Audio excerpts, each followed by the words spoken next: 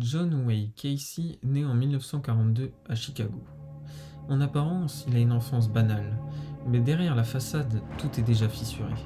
Son père est alcoolique, violent, humiliant un homme qui rabaisse constamment son fils, le traitant de faible, incapable de devenir un vrai homme. John grandit avec une santé fragile, souffrant de syncopes inexpliquées, souvent alitées, ce qui renforce le mépris de son père. Ce rejet, cette honte permanente, vont marquer Casey à vie. Comme beaucoup de futurs criminels, il apprend à porter un masque. Il devient le garçon souriant qui cache ses failles. Plus tard, il s'installe dans l'Illinois, se marie, a 2 enfants et semble mener une vie respectable. Mais déjà, sa façade craque. Il est arrêté dans les années 60 pour agression sexuelle sur un adolescent.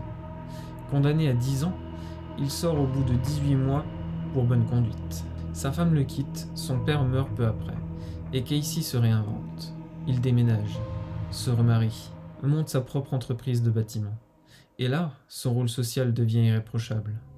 Il se fait connaître comme un entrepreneur local, un homme serviable, impliqué dans la vie de la communauté, au point de devenir un membre apprécié du Parti démocrate, et un clown bénévole. Sous le costume de Pogo le clown, il anime des anniversaires, des fêtes de quartier, il fait rire les enfants. Tout le monde le considère comme un type un peu excentrique, mais sympathique. Et c'est ce masque social qui lui permet de cacher sa vraie nature, un prédateur. À partir de 1972, Casey commence à attirer des adolescentes et des jeunes hommes chez lui. Beaucoup sont des fugueurs, des travailleurs précaires, ou de simples voisins qu'il recrute pour son entreprise. Son modus operandi est glaçant. Il se présente comme un mentor, propose du travail, de l'argent facile, ou même un simple verre. Une fois chez lui, il sort ses menottes, prétend leur montrer un tour de magie.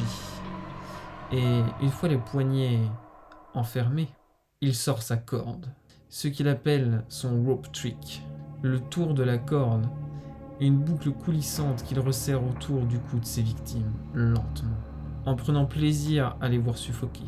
Parfois, il les viole, parfois il les torture, ensuite il les tue. Et le pire, il conserve la plupart des corps. Sa maison devient un véritable tombeau. Dans le vide sanitaire, sous les planches, il enterre 26 victimes. Les autres, il les jette dans une rivière proche, quand il n'a plus de place. Pendant ce temps, il continue sa vie d'homme respectable. Il dîne avec des politiciens, reçoit des voisins, plaisante avec les enfants, en costume de clown. Et tout en bas, sous ses pieds, s'accumulent les cadavres.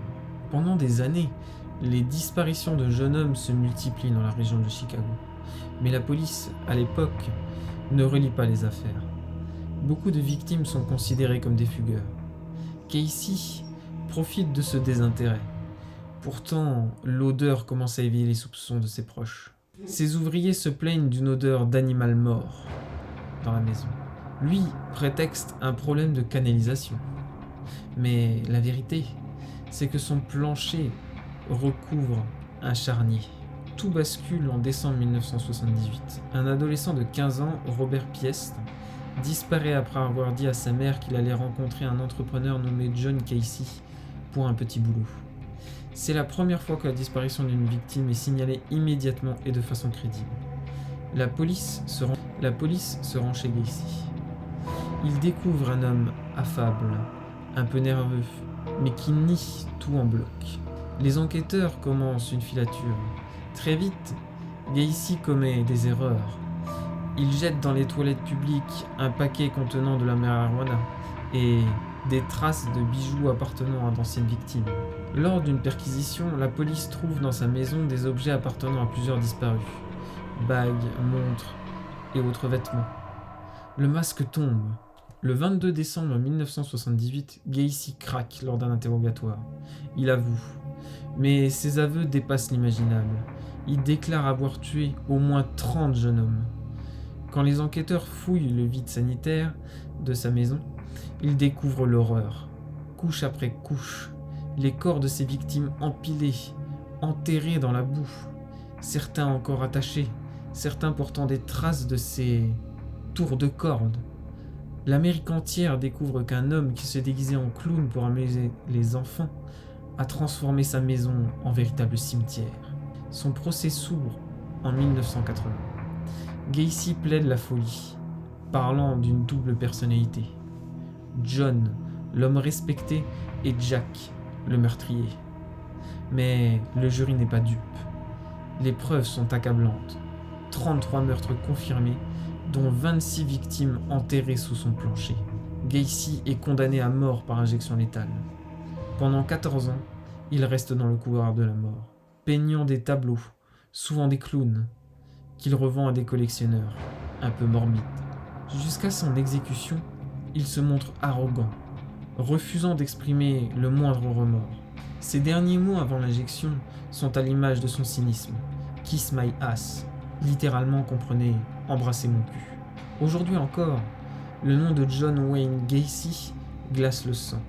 Non seulement par le nombre de victimes, mais par le contraste. Le clown coloré qui faisait rire les enfants et le monstre qui enterrait des cadavres sous ses pieds. Il incarne l'idée que le mal peut se cacher derrière le masque le plus innocent. Et il laisse une question obsédante. Combien d'autres clowns vivent encore parmi nous, dissimulant leur noirceur sous le sourire d'un voisin idéal ?